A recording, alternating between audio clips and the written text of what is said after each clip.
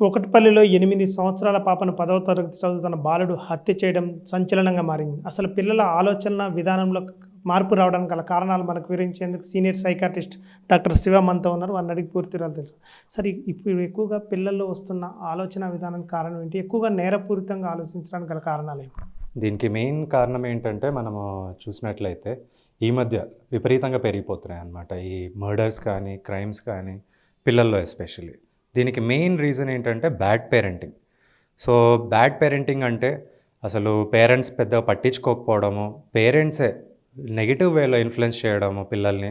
వాళ్ళకి ఎక్కువగా గారాబం చూపించి, వాళ్ళకి ఏదంటే అది అడిగినప్పుడల్లా కొనిచ్చేయడము, లేకపోతే వాళ్ళకి చిన్న వయసులోనే ఈ మందు, సిగరెట్, గంజాయి అలవాటు అవ్వడం వల్ల కూడా ఇట్లా పిల్లలు అవుతుంటారనమాట. వాళ్ళలో ఇట్లాంటి మానసిక పరిస్థితులనేవి ఏర్పడుతుంటాయి. సో, వాళ్ళలో చిన్న వయసు పిల్లలు అంటే 10 ఏళ్ళు, 11, 12 ఈ వయసు పిల్లలు కూడా వాళ్ళు ఒక్కొక్కసారి వాళ్ళ పేరెంట్స్ మాట వినరనమాట.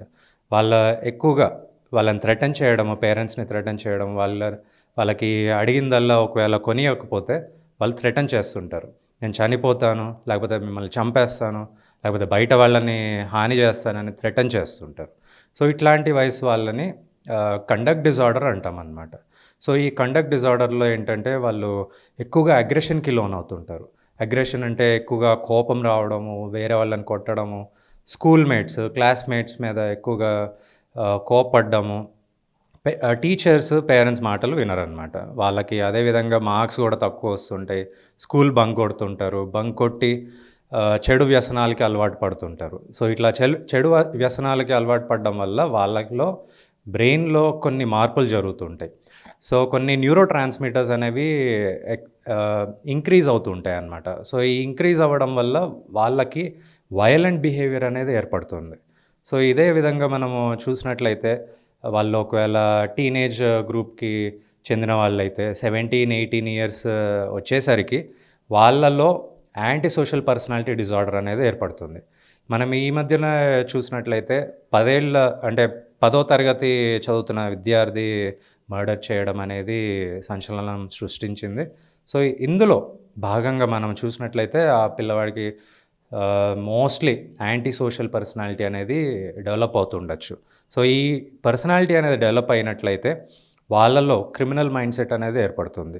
వాళ్ళు ఏ విధమైన మార్పులు జరుగుతాయో మనం ఊహించవచ్చు. అంటే చెడు ప్రభావాలనేది ఎక్కువగా ఉండొచ్చు. బ్యాడ్ ఫ్రెండ్‌షిప్ ఒకటి అండ్ బ్యాడ్ పేరెంటింగ్ అనేది ముఖ్య కారణాలుగా మనం తీసుకోవచ్చు. ఈ మధ్య కాలంలో ఎక్కువగా పిల్లలు ఇటు వెబ్ సిరీస్‌లు చూడటం, రీల్స్ చూడటం ఎక్కువగా చేస్తున్నారు. అంటే వీటి ప్రభావం కూడా పిల్లల ఆలోచన విధానంపై పడే అవకాశం ఉందంటారా? యెస్. మెయిన్‌గా ఈ వయలెంట్ వెబ్ సిరీస్ అనేవి ఎక్కువగా చూసినట్లయితే అంటే పేరెంటల్ గైడెన్స్ అనేది ముఖ్యమనమాట. ఒకవేళ పేరెంటల్ గైడెన్స్ లేకుండా చాలామంది పిల్లలు అట్లనే చూస్తుంటారనమాట. పేరెంట్స్‌కి తెలియకుండా లేకపోతే ఫ్రెండ్స్‌తో కలిసి చూడడము. ఇట్లా చూడడం వల్ల ఏంటంటే వాళ్ళ మీద ఈ నెగెటివ్ ఇంపాక్ట్ అనేది ఎక్కువగా ఉంటుంది. ఈ నెగెటివ్ ఇంపాక్ట్‌లో వాళ్ళు అదే విధంగా ఇట్లా మూవీస్‌లో చూయించారు, వెబ్ సిరీస్‌లో చూయించారు, నేను చేస్తే తప్పేంటి అని వాళ్ళ ఆలోచన విధానం మారిపోతుంది. సో, ఇట్లా మారిపోయినప్పుడు వాళ్ళు ఆ టైంకి ఏం చేస్తుంటారో తెలీదు. కోపం అనేది విపరీతంగా ఇంపల్సివ్ యాంగర్ అనేది పెరుగుతుందనమాట. క్షణాల్లో వాళ్ళు డెసిషన్స్ తీసేసుకుంటారు. సో, ఆ డెసిషన్స్ ఏదైనా అవ్వచ్చు.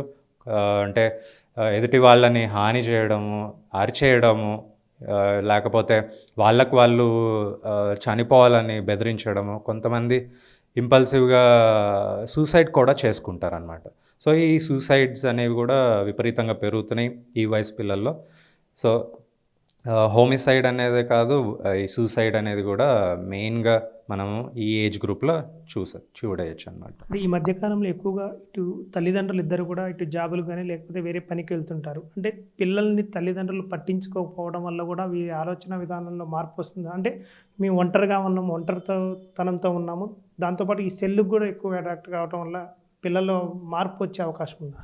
యెస్. డెఫినెట్‌గా ఒకవేళ అంటే పేరెంట్స్ సరిగ్గా పట్టించుకోకపోవడం, వాళ్ళు ఎవరి పనుల్లో వాళ్ళు బిజీ ఉండడము, either of the parent mother గానీ, ఫాదర్ గానీ, లేకపోతే ఎవరైనా గ్రాండ్ పేరెంట్స్ గానీ ఎవరు లేనట్లయితే ఈ సోషల్ ఐసోలేషన్ అనేది పెరిగిపోతుందనమాట.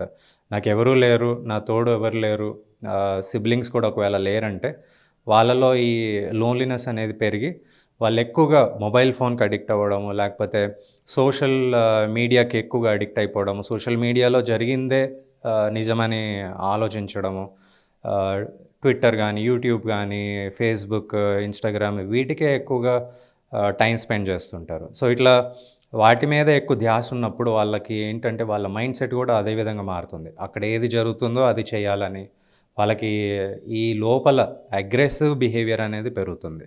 Internal aggression. ఈ ఇంటర్నల్ అగ్రెషన్ అనేది వాళ్ళు ఎట్లా చూయించుకోవాలో తెలియక వాళ్ళు ఎదుటి వాళ్ళ మీద చూయిస్తుంటారు. అప్పుడప్పుడు పేరెంట్స్ మీద చూయిస్తుంటారు. కొన్నిసార్లేమో టీచర్స్ మీద, లేకపోతే వాళ్ళ ఫ్రెండ్స్ మీద, లేకపోతే వాళ్ళ సిబ్లింగ్స్ మీద కూడా చూయిస్తుంటారు. అంటే గత 15, 20 సంవత్సరాలకు ముందున్న పిల్లల ఆలోచన విధానానికి ఇప్పుడున్న పిల్లల ఆలోచన విధానంకి వచ్చిన మార్పులేమి? సో ఇంతకుముందు మనం చూసినట్లయితే ఇంతకుముందు జనరేషన్‌లో వాళ్ళు ఎక్కువగా హార్డ్ వర్క్ చేయడము, లేకపోతే పేరెంట్స్ మాట వినడము ఇట్లా అవుతుండే అనమాట. కానీ ఇప్పుడు జనరేషన్ మారిపోయింది. చిన్న విషయాలకు కూడా ఎక్కువగా బాధపడ్డము, భయపడ్డము, లేకపోతే చిన్న చిన్న వాటికి కూడా కోప్పడ్డము, వయలెన్స్ రూపంలో చూయిస్తున్నారనమాట వాళ్ళ బిహేవియర్‌ని.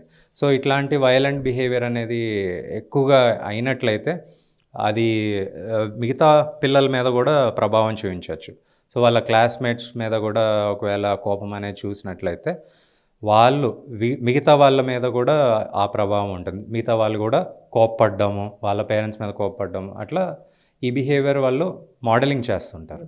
సో గతంలో చాలామంది ఎక్కువగా టైం స్పెండ్ చేసేవాళ్ళు ప్లేగ్రౌండ్‌లో, స్పోర్ట్స్ ఆడడము ఇట్లాంటివి చేసేవాళ్ళు. కానీ ఇప్పుడు అయితే ఓన్లీ మొబైల్ ఫోన్‌లో ఎక్కువగా టైం స్పెండ్ చేస్తున్నారు. మొబైల్ ఫోన్‌లో క్రికెట్ అంటే గేమ్స్ ఆడడము, లేకపోతే ఆన్‌లైన్ బెట్టింగ్ వీటికి అలవాటు పడిపోవడము చిన్న వయసులోనే వాళ్ళకి. అంటే పేరెంట్స్‌కి తెలియకుండా కూడా డబ్బులు ఖర్చు పెడుతున్నారు. క్రెడిట్ కార్డ్ స్వైప్ చేయడము ఇట్లాంటివి చేస్తున్నారు.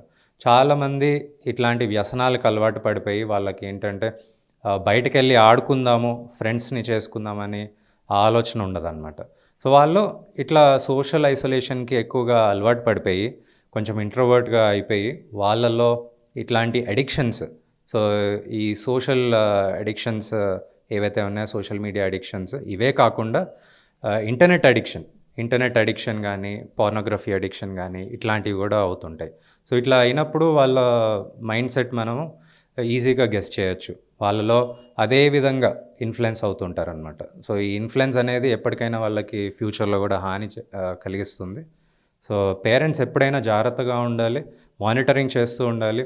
వాళ్ళు అంటే ఇంటర్నెట్‌లో ఏమేమి బ్రౌజ్ చేస్తున్నారో కొంచెం హిస్టరీ అనేది మానిటర్ చేస్తూ, కొంచెం పేరెంటల్ కంట్రోల్స్ అనేవి మెయింటైన్ చేస్తూ ఉండాలి.